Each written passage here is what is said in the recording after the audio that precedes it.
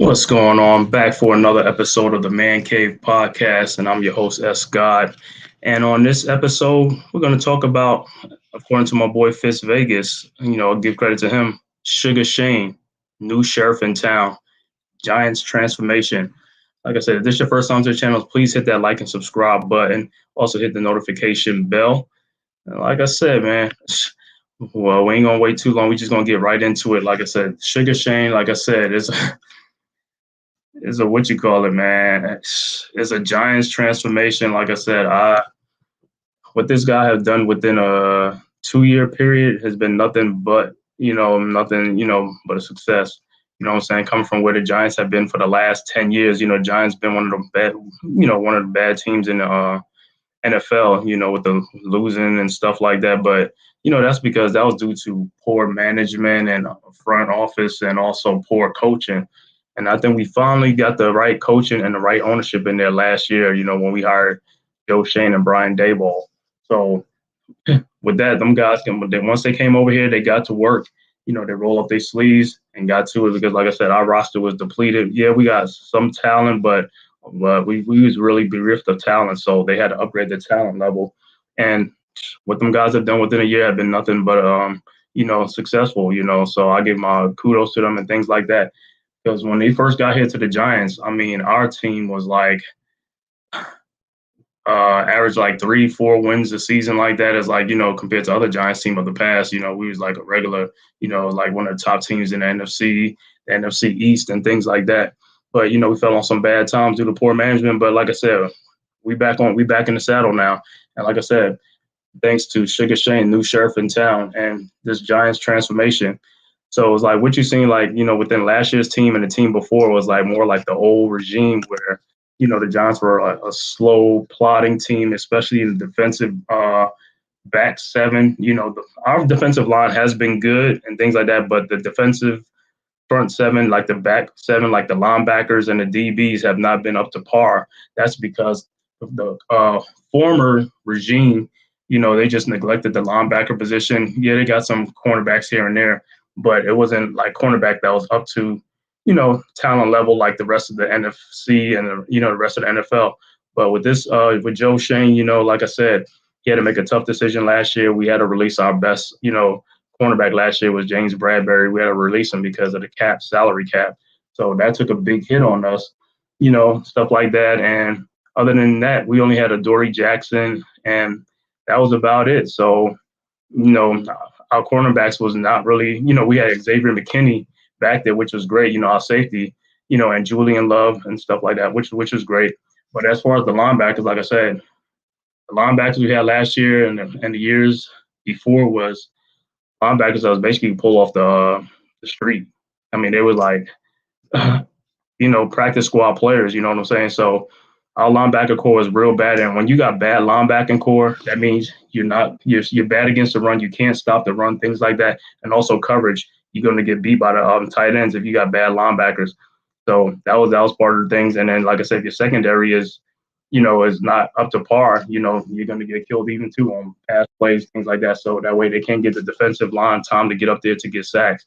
So that was like, that was part of it. We were slow. We were things like that.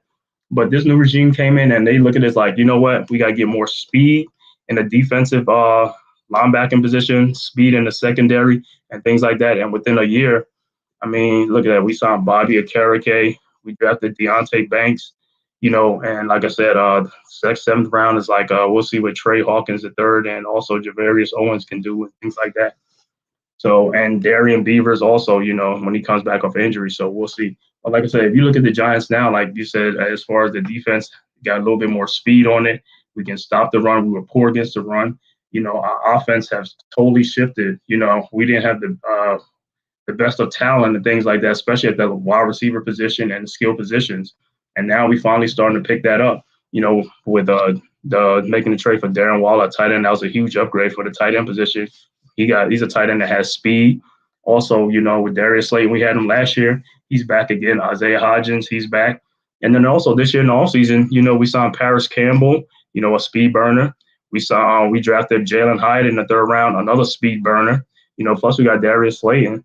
And then we also got Eric Gray in the fifth round. A running back from Oklahoma. So it's almost like the Giants are like trying to upgrade their positions, like the skill position with speed and separation, because last year we didn't have that at all. And that's part of the reason why we didn't have a lot of explosive plays in the offense. So with coming into this season, like I said, there's a lot of speed, a lot of what you call, which is a great thing for us because, like I said, now we really can put some points on the board, stay with teams, stuff like that. We can't be. We used to be conservative a little bit because we didn't have the weapons. Now we finally getting upgrading the talent. The weapons are coming. Like I said, and with this regime in place, man, these guys are really doing a terrific job. Like I said, within another couple of years, it's like, yo, I'll be surprised if we're not up there with one of the top teams in the NFL. Like I said, with the talent level, because we keep increasing our talent level every draft. Like I said, the last draft we had Kayvon Thibodeau, Evan Neal, Wandale Robinson, Bellinger.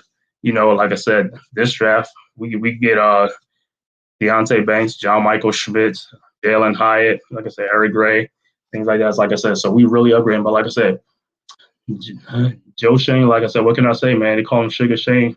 Don't call him Sugar Shane. It's like, yo, this dude is wheeling and dealing, making great decisions. You know what I'm saying? It's like the Giants are finally coming out of that slow metamorphosis. Like you said, we was under Dave Gettleman. We was like a slow plotting team. We get into the 21st century with now with Joe Schoen, catching up to the rest of the NFL. Like I said, last year we went 9-7-1, went to the playoffs. So I'm happy about that. And like I said, so more important, the good stuff is on the horizon for us. Like I said, it's just like what a difference what a difference 2 years make is like we're a totally different team. This ain't your old mom and pop's New York Giants team for the last 10 years. Where everybody was picking on the Giants. It's like, the Giants were one of the bad, sorry teams, but can't really say that no more, you know what I'm saying? So people might say we caught the NFL by surprise last year, and we probably did, but this year we ain't gonna catch them by surprise, like I said. So with the guys did, Joe Schoen and Brian Dable, they went to work, upgraded in free agency and also in the draft. So I'm looking forward to it. It's gonna be a great season. I can't wait. Training camp is here, and then also preseason, like I said, is another week or a couple of weeks. But man, what can I say? And then Joe Schoen, look at the job he did in the off season. He signed Daniel Jones to a 4-year, $160 million contract, $82 million guaranteed. Then he turned around, signed Dexter Lawrence to a 4-year, $90 million, contract. And then just recently, like about a week ago or something like that, he signed Andrew Thomas, who reset the market for the offensive lineman, 5-year, $117 million contract with $67 million guaranteed. So he's really, really, really, really emphasizing position of need and things like that. So the next person who might be up for a contract maybe is Xavier McKinney. So he'll be in line next year. But like I said, we are really locking down the core of our team, getting it together. Like I said, what you're seeing is a transformation, and it's only going to get better. Last year was just the start. This year is going to get even better. And then from years come on, it's going to get even better. And like I said, under this regime, I have nothing but the utmost confidence in them. Like I said, we are no longer a laughingstock, no longer a joke. The Giants are for real, like I said. And it's going to be exciting, like I said, and to watch these guys progress and how this offense come alive this season with some speed. Because, like I said, other teams are not used to the Giants with speed on offense, on receivers and things like that, the skill position players. So this year is going to be fun to see, watch how defenses act. And also, last year, well, I don't just say last year, last couple of years, the Giants probably have seen the most stacked boxes in the NFL because all they had to worry about was Saquon Barkley and Daniel Jones. Well, now you got to worry about Darren Waller, Jalen Hyatt, Harris Campbell, Darius Slayton, so Bellinger, Cody Bellinger. So like I said, defense is going to have their work cut out for them, so it's going to be fun to watch, and I can't wait for it. Like I said, I love the transformation for the Giants. It's like we have transformed within 2 years. We are no longer the team that we were before, our slow plotting team. We are now probably going to hopefully be one of the fastest and most explosive offenses in the NFL.